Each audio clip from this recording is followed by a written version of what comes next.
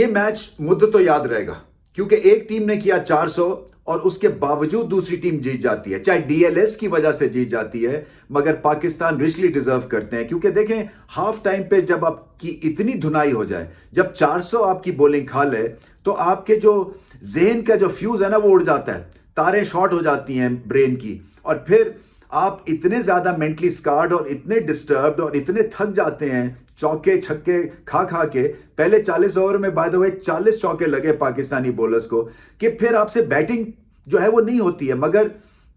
جو کام کیا پاکستان نے وہ یہ کہ اپنے آپ کو ڈیٹیچ کیا، اس سچویشن سے دور رکھ کے، اور ایک فوکس لے کے آئے، کلیئرٹی لے کے آئے کہ ٹھیک ہے اگر وہ ہمیں اس طرح سے مار سکتے ہیں تو ہم بھی کر سکتے ہیں، اور اس میں پھر فخر زمان جب چلتے ہیں تو میچ ون سائیڈڈ کر دیتے ہیں۔ دیکھیں یہ بڑی عجیب و غریب گیم ہے کرکٹ، اس لیے کہ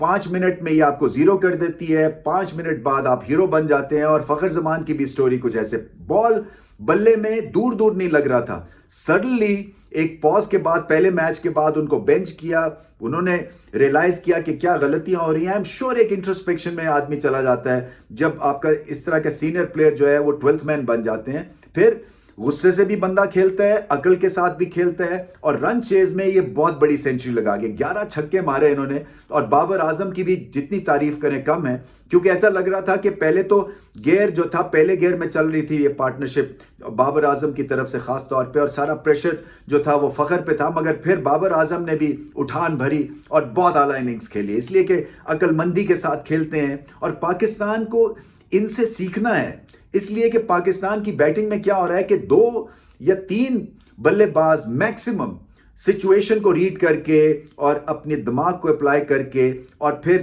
سچویشن کو سامنے رکھتے ہوئے وہ اپنی اننگز بناتے ہیں، مگر باقی جو ہیں وہ ڈفرینٹ ایک پیج پہ ہیں، ڈفرینٹ ٹینجنٹ پہ ہیں، ڈفرینٹ لائن آف بیٹنگ ہے ان کی، اور سمجھ میں نہیں آتا کہ وہ کیا کر رہے ہیں۔ اور یہ 2-3 جو بلے باز ہیں ان سے کیوں نہیں سبق لیتے؟ انڈیا کے خلاف بھی 150 پہ 2 اور 190 پہ آل آؤٹ ہو گئے، تو یہاں مجھے یہی ڈر لگ رہا تھا کہ کہیں یہ پارٹنرشپ ٹوٹی تو آگے چل کے 3-4 وکٹس بھی گر سکتی ہیں۔ تو پاکستان کو یہ بھی سمجھنا ہے کہ جو ٹون ایک دفعہ سیٹ کر دیں تو اس کے بعد آپ بھی عقل کے ساتھ کھیلیں، جتنے بھی آنے والے بلے باز ہیں۔ بولنگ میں بھی کسی نے ٹون سیٹ نہیں کی، اسی وجہ سے اتنی مار پڑی ہے، اور یہ ہو نہیں سکتا ہے کہ آپ کے فرنٹ لائن بولرز جو ہیں ان کی باڈی لینگویج بھی کمزور ہو، وہ چوکے بھی کھا رہے ہوں،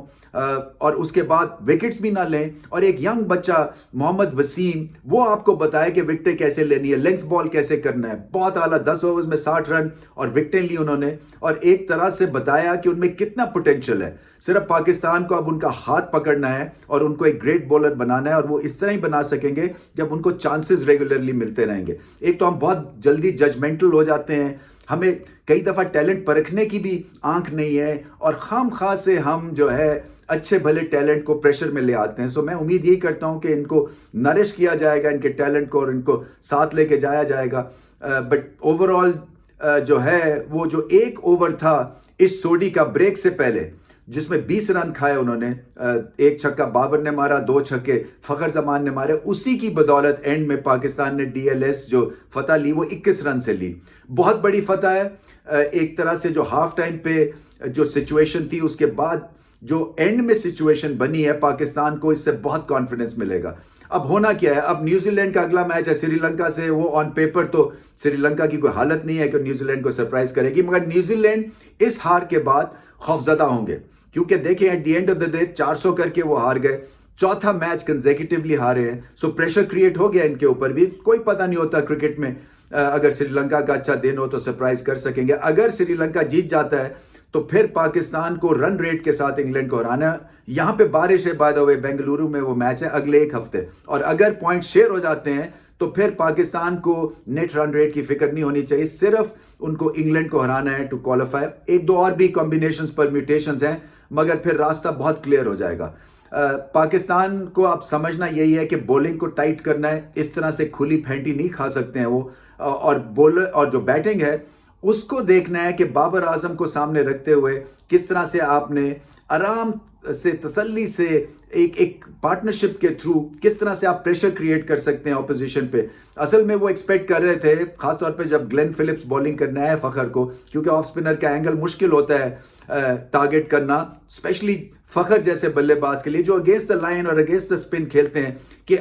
ابھی آؤٹ ہوا, ابھی ان کو ٹاپ ایج لگے گی اور ابھی آؤٹ ہو جائیں گے. مگر فخر زمان کا آج دن تھا, 11 چھکے, لاجواب چھکے, اور مشکل اینگلز پہ یہ ہٹ لگاتے ہیں جہاں پہ فیلڈرز نہیں ہوتے ہیں, کیونکہ ان کا بلہ جو ہے وہ تھوڑا سا ان آرتھوڈاکس آتا ہے بال کی طرف. مگر ٹائمنگ لاجواب تھی, بہت اعلیٰ انہوں نے ہٹنگ کی, بہت اعلیٰ بیٹنگ کی. اور ان کی خاص بات یہ ہے, ایک تو یہ رن چیز میں 100 تھا اور لمبی سینچری کرتے ہیں, پھر یہ اپنے زون میں چلے جاتے ہیں, اور یہ نہیں ہے کہ ون ڈائمینشنل ہٹر بن جاتے ہیں, پھر یہ سنگل بھی لیتے ہیں, چوکا بھی مارتے ہیں, اور سچویشن کو سمجھتے ہوئے پھر یہ لمبی اننگز کھیلتے ہیں. بہت بڑی اننگز تھی, بابر اعظم کی بھی بہت اچھی اننگز تھی, اور یہ پارٹنرشپ جو لگی 25 اوورز میں 200 کی, اسی کی بدولت جو ہے پھر پاکستان جو ہے آگے بڑھا. اور اب آگے چل کے انگلینڈ کو ہرانا ہے. مجھے ایسا لگتا ہے کہ لپیٹے میں آ جائے گی انگلینڈ.